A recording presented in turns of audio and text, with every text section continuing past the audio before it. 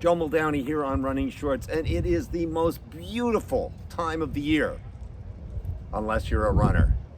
And if you are, you have to deal with the heat, and we're going to teach you how to deal with that heat here today on Running Shorts, so stay tuned. You're going to learn a lot.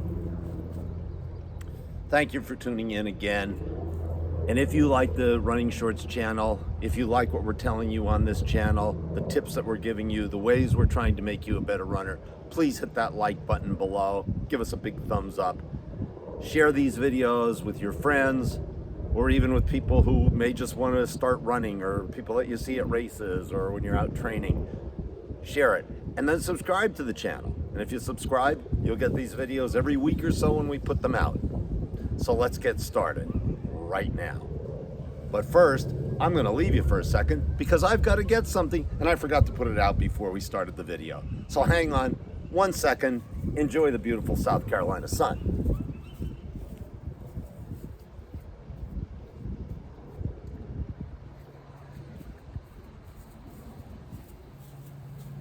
All right, I'm back because I have to have something else in my hand, another accoutrement here that we're going to use here today. All right, so we're officially, as I make this video, we're officially 10 days away from summer. But let me tell you, in most parts of the country, the Northeast, I know definitely the Southwest has been really hit by hot weather. Here in the Southeast, it is a boiler here today. As you can see, there's barely a cloud in the sky. There's a little bit of wind, which kind of helps a little bit. It's not quite as humid as it is sometimes, but it is still pretty hot. Now, as runners, we all love the beach. We all love warm weather. We all love these days when it's not raining, when it's sunny, when it just feels good on you. But we know it is difficult to get out there and run.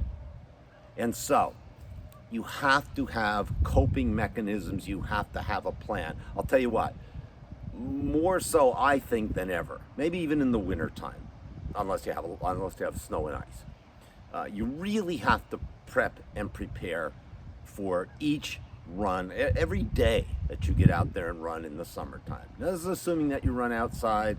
Some of you may be inside in the air conditioning, treadmills and gyms, that kind of thing, which is fine. That's great.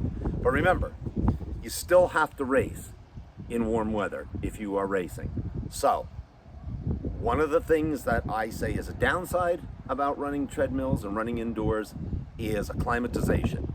It takes about 2 weeks to get acclimatized to this hot weather. Today it's near 90 here in South Carolina, and it is difficult if you're not acclimatized. Fortunately, we've had a couple of weeks of this, so we begin to get acclimatized. So, preferable to run outside if you are racing. If not, knock yourself out. Get on that treadmill, get in that air conditioning. But remember, if you are going to race, and if you are running on the treadmill, and it's a warm day when you're racing, it's going to affect you, and it's going to affect you negatively. So please be a little bit careful with that. All right, preparation. Preparation needs to start the night before you run. Yes, if you're running 3 days a week, 4 days a week, 7 days a week, you got to prep the night before. Pull up one of your weather apps. That's the best way to do it. Here's what you want to look for. You want to look for temperature, and you want to look for the dew point. D-E-W, dew. The dew point is critical. If you're up in the Northeast, dew points in the 50s are good. Sometimes you'll get into the high 60s. But if you're kind of below that Mason-Dixon line, Virginia or south, 72 is your tipping point. Anything over 72 as a dew point is going to be difficult. Pretty much no matter what the temperature. Now, if the temperature is, 80, 85, or 90, and you've got a 72 dew point, you're gonna be in trouble. It's gonna hurt, and you're gonna sweat a lot. So keep those dew points in mind. Check that out the night before you run. All right, so check it out. Is it going to be cloudy tomorrow? Is the dew point going to be high? Is the temperature going to be above 80 degrees? Those are things you have to take into account. And again, you have to adjust and adapt. So you may have to get out there at 6 a.m., 7 a.m., 8 a.m., or as the sun goes down. But the peak of the sun during the day is not going to be good if you've got a dew point that's above 70 and if you've got temperature that's above 80. So your first thing is that preparation.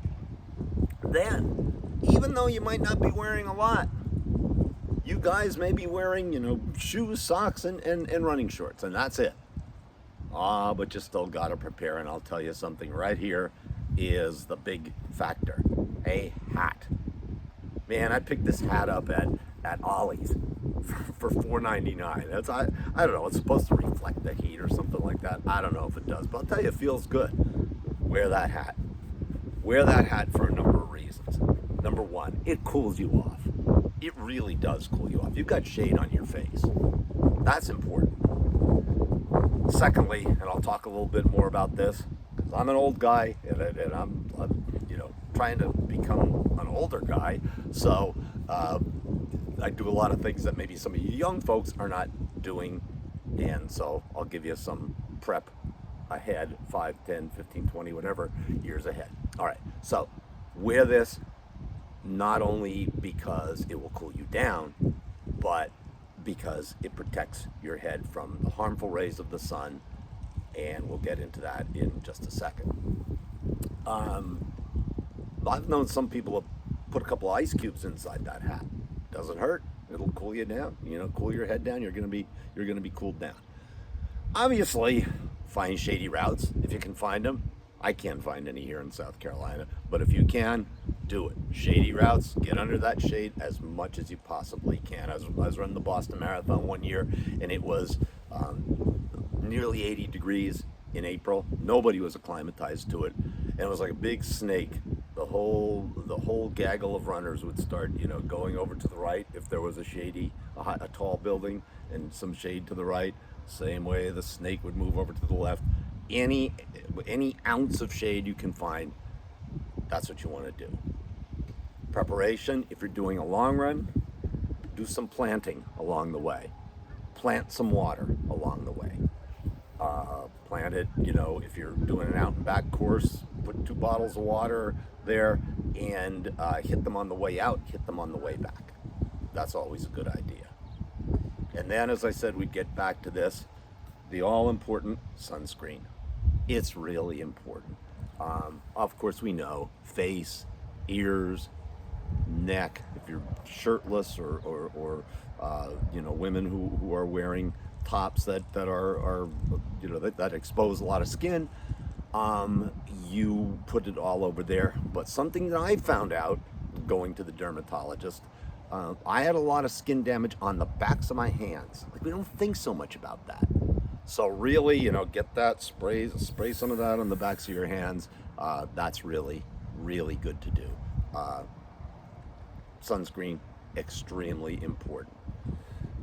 And of course, the number one, hydration, just water. Water, water, water, water. It's just, I can't say enough about it. Drink it when you get up in the morning, drink it when you get home. Have your tumbler ready to drink that water as much as you possibly can. You really, you can overhydrate, but it is kind of difficult to do so, especially us as runners. And I think I've said this on another video, and again, get just a little bit graphic here, but what's the best way to know if you're properly hydrated? It's when you pee. It's when you urinate. Your urine should be as clear as it can possibly be. If it's yellowish, you're kind of okay. If it's a dark yellow, you are dehydrated. So try to stay dehydrated. That's your barometer. Take a look, see what it looks like, and that's a good way to tell whether you've properly hydrated yourself. Hydration. We all love coffee. A cup of coffee, or most of us love coffee. A cup of coffee is statistically, we've been told that it's pretty good for marathon runners. It gives you that jolt. It's good. Too much coffee, too much tea, caffeine will dehydrate you.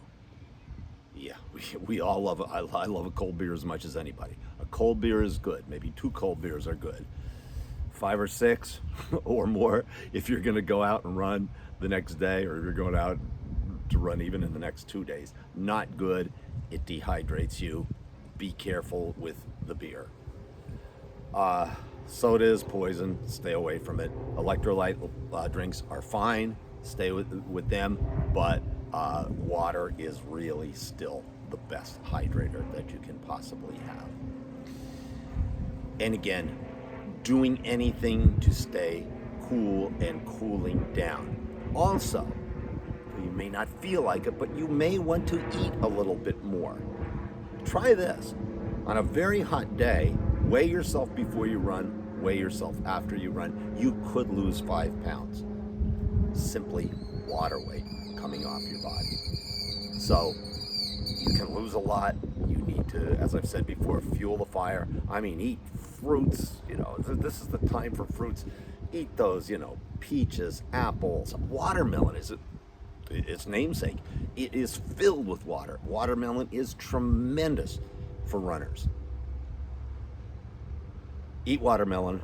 It's good for you. Fruits and vegetables, always good for you. So make sure you do that as well. Again, I believe I talked about this on another video. This is when I left you for a couple seconds. The old water hose. The water hose. When you come back from a run, I mean, if you've got a pool, I don't even care if you get one of those little plastic kiddie pools. Jump in it. Bring that temperature down. Squirt. I'm not going to do it now. You can squirt this thing over your head, but really, as I said before, squirt it on your legs. Squirt the water on your legs, from your hips down. Cold water, cold baths, bring down the inflammation. That's a good thing to do. Pour it on your head, spray it on your head, immediately cools down your body temperature, and then your legs. On your legs is just, again, brings down all that swelling, all that inflammation. Again, just like cement and concrete can expand and contract, expand in the summer, contract in the cold weather, your muscles expand in a way that causes you soreness. So use the hose, use the garden hose. It's a valuable tool for runners. Use the garden hose to cool you down. It's a really good idea, and it really works. And all these things are cheap solutions too. Running's a cheap sport, and these are all cheap solutions. Now, again, I don't like to go too long in these videos because nobody likes to watch real long YouTube videos, myself included. So I'm going to kind of end it here today, and we're going to talk a little bit more about racing later on. But again, for short runs and long runs, I mean, I think if you're going out for a 6, 7, 8 mile run, if you hydrate adequately before the run, you really don't need hydration. Hey, you want to put some out there? I'm not going to argue with you. There's a water fountain somewhere. We used to have a water fountain in my hometown, and it used to be about 1.5 miles prior to getting in my house. And man, oh man, that was something on some runs that just psychologically, I can't wait to hit that water fountain. So I don't really think that you need to have water on a sub 10 mile run. After 10 miles, yeah, plant some water out there. Find a place that you can have some water. Some people like to wear those hydration vests.